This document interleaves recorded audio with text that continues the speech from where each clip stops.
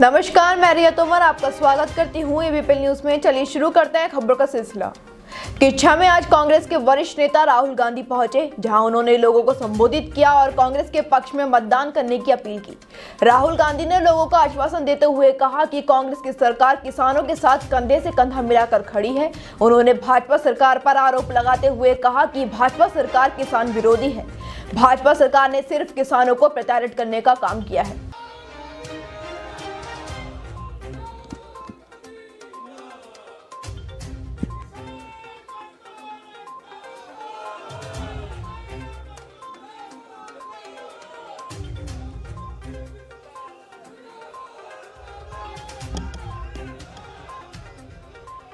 देवेंद्र यादव जी, हरीश रावत जी, गणेश गोटियाल जी,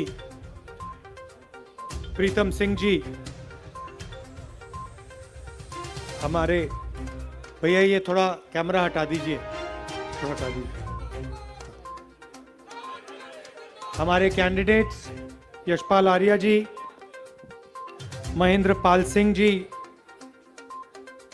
तिलक राज बेहर जी, प्रेमानंद महातन जी, सुमित हृदयेश जी, महेश शर्मा जी, भुवन कापरी जी, नवतेज पाल सिंह जी, मीना शर्मा जी, किसान संगठन के हमारे नेता, कांग्रेस पार्टी के नेता और कार्यकर्ता, भाइयों और बहनों, प्रेस के हमारे मित्रों, आप सबका यहां बहुत बहुत स्वागत, नमस्कार।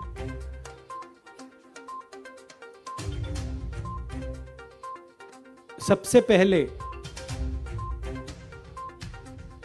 मैं आपको और देश के सब किसानों को बधाई देना चाहता हूं। बधाई इस बात की कि आप इन 3 कानूनों के खिलाफ पत्थर जैसे, पहाड़ जैसे खड़े हो गए और आपने 1 इंच इनको नहीं दी। कोई कॉम्प्रोमाइज नहीं किया, एक कदम पीछे नहीं लिया और आपने हिंदुस्तान की सरकार को सच्चाई दिखाई। बधाई क्यों कर रहा हूं? क्योंकि ये आपकी हिस्ट्री है, ये आपका इतिहास है। आप सिर्फ देश को भोजन नहीं देते हो, आप देश को रास्ता दिखाते हो और सालों से आप इस देश को रास्ता दिखा रहे हो।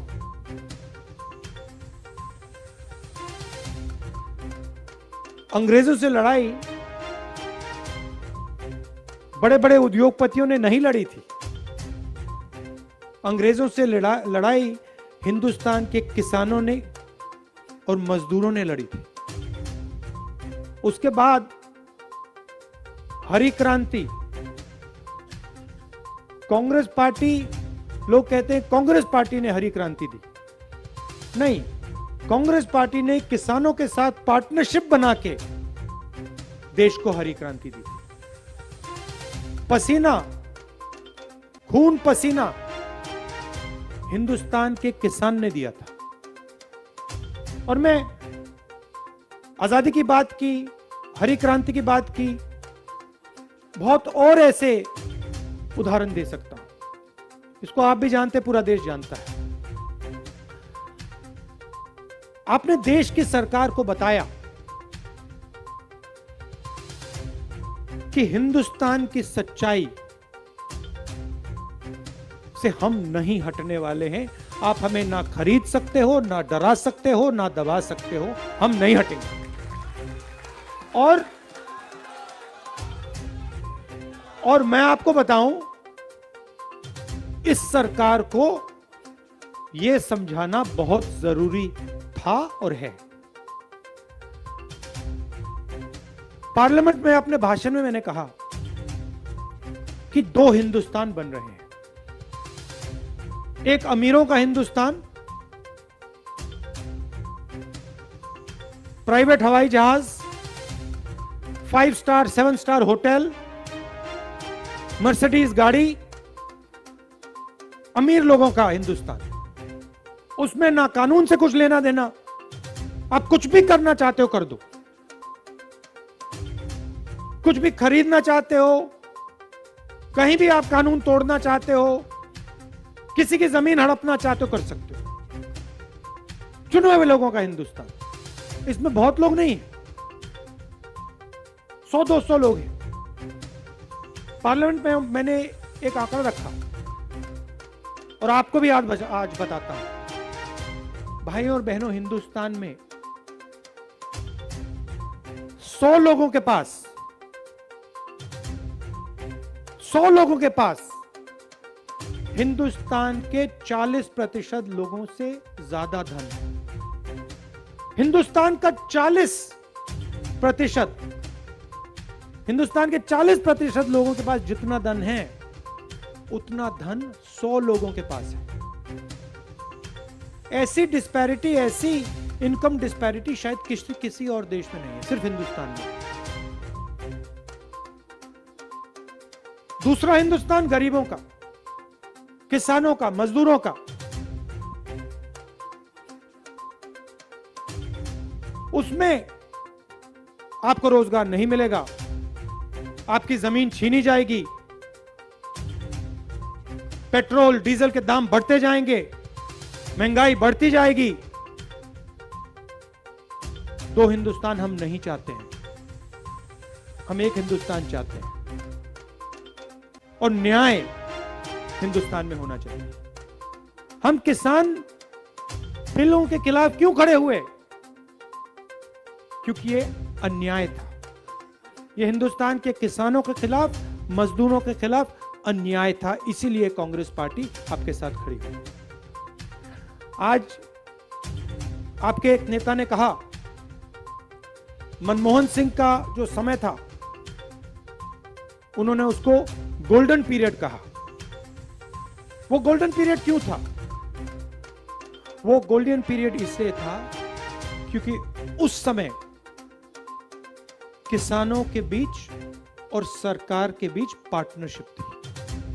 हमारे दरवाजे, सरकार के दरवाजे आपके लिए खुले हुआ करते थे, बंद नहीं थे। आप हमारे पास आते थे और जो आपके दिल में था, चाहे वो किसान हो, मजदूर हो, आप आते थे सरकार के पास, जो आपके दिल में था वो आप कह जाते थे। कभी कभी हम आपसे कहते थे, देखिए हम आपसे सहमत नहीं हैं, और कभी कभी हम आपसे कहते थे, ये जो आपने बात बोली है, ये आपने बिल्कुल सही बोली है। मतलब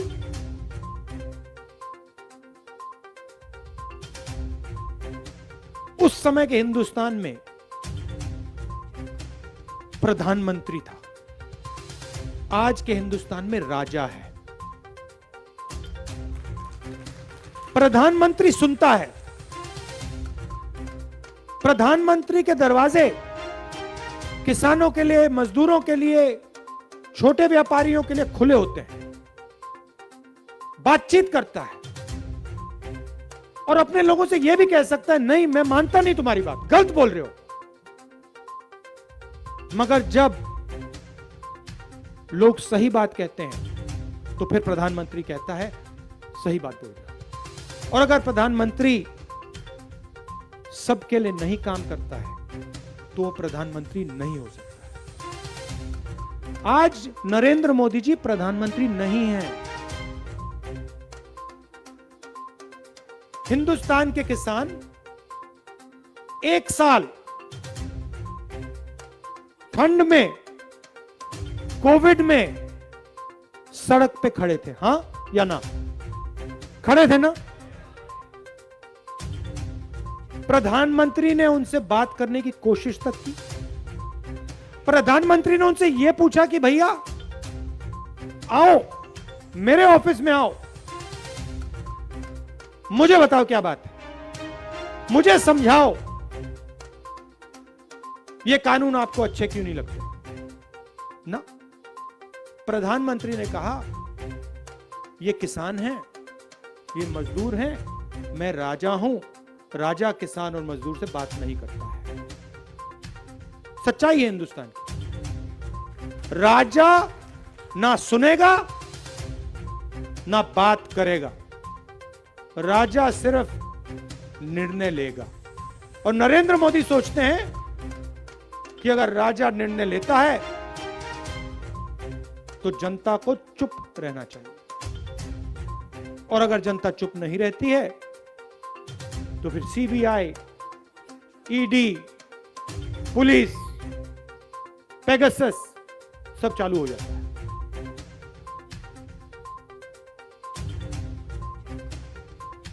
आप हमारे पास आए, मुझे दिन याद है, यूपीए की सरकार थी, किसानों का डेलीगेशन आया, मनमोहन सिंह जी के पास गया, सोनिया जी के पास गया, मेरे पास आया, प्रणब मुखर्जी के पास गया, और आपने कहा बहुत मुश्किल हो रही है। और आपने अपने तरीके से सवाल पूछा। आपने पूछा कि बड़ा उद्योगपति बैंक में जाता है, बैंक के दरवाजे खुले होते हैं, हमारे लिए बैंक के दरवाजे बंद हैं। क्यों? कर्जा है। और आपने हमें कहा हमारा कर्जा माफ कीजिए। और मैं खुशी से आज कहता हूं